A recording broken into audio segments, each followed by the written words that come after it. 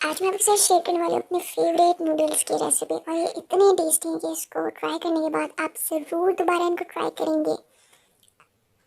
तो सबसे पहले मैंने लिया एक मीडियम साइज़ का प्याज और उसको मैंने बिल्कुल बारीक चॉप कर दिया।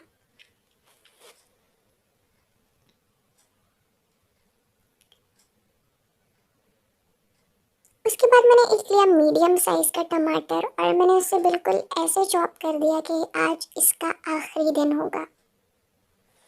अब इसको बिल्कुल बारीक पीसेस में करना है ताकि जब टमाटर गलने का टाइम आए तो ये बिल्कुल जल्दी से ये गल जाए, क्योंकि हमें टमाटरों को गलाना है। उसके बाद मैंने इसे अच्छे से बाउल में डाल दिया। ये लिया मैंने एक 2 टेबलस्पून ऑयल और इसमें मैंने वही वाला मीडियम साइज़ का प्याज डाल दिया और अब इसको मैंने बिल्कुल गोल्डन होने तक पकाना है। लाइक बिल्कुल लाइट गोल्डन ब्राउन जब ये हो जाए तो इसमें फिर मैं फर्दर चीज़ें डालूंगी। ये हो गया है, अब इसमें मैं डालूंगी अपने मीडियम साइज़ का टमाटर और इसको हमने करना है मिक्सी मिक्सी मिक्सी, ताकि पूरे जो है वो टमाटर हमारे पास गल जाए। अब पूरे नूडल्स की गेम यही है कि आपने टमाटरों को अच्छे तरीके से गलाना है और बिल्कुल आपने कंटिन्यूसली इसमें चम्मच लाते रहना ताकि ये साथ ना चिपके, क्योंकि अगर ये चिपक गए तो टेस्ट बहुत गंदा आएगा।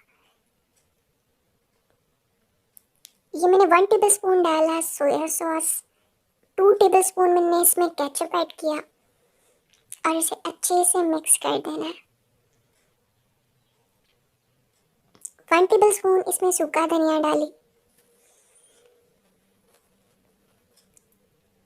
अब इसमें हमने 1 टेबलस्पून चिली सॉस डालना है। ये कनौर का चिली गार्लिक वाला केचप भी आप डाल सकते हैं। मैंने चिली सॉस नहीं डाला था और मैंने 1 टेबलस्पून चिली गार्लिक डाला था। उसके बाद मैंने 1/2 टेबलस्पून जो है वो इसमें मिर्चें डाली और 2 कप मैंने इसमें पानी को ऐड कर दिया, जो चाय वाले 2 कप है। अब इसमें हम डालेंगे नूडल्स का मैगी मसाला।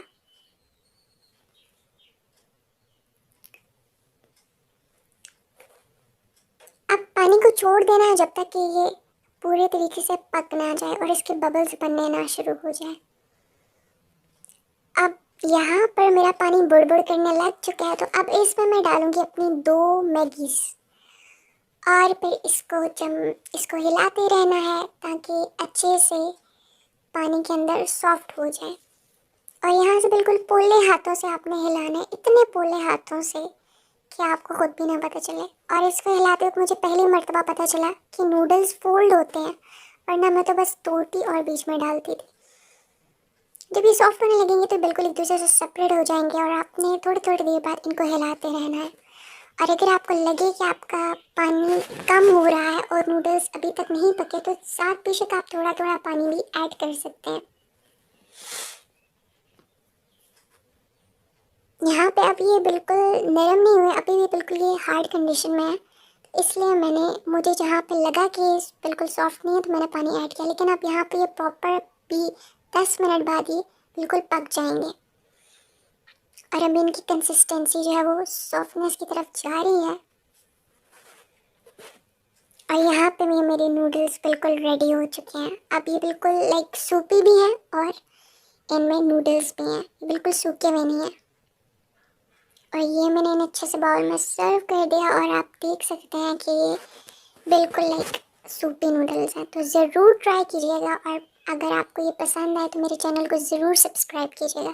थैंक यू, अल्लाह हाफ़िज़।